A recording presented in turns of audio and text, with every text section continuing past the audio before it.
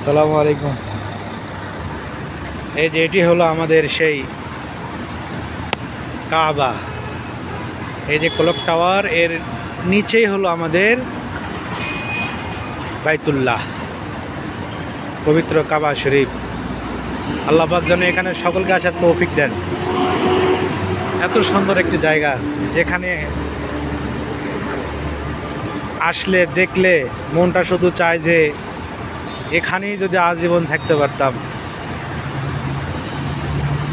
আসলে আলহামদুলিল্লাহ, খুব সুন্দর একটি জায়গা, সুন্দর একটি স্থান। এটি হলো সেই পাহাড়, 1400 বছর আগের পাহাড়। এটি স্মৃতি হিসেবে রাখছে এখানে। এর সাথে ঘেঁষে এই কাবা। এই হোটেলে, এগুলো হোটেল, এগুলো সম্পূর্ণ হোটেল, এগুলো হাজিরা থাকে এখানে।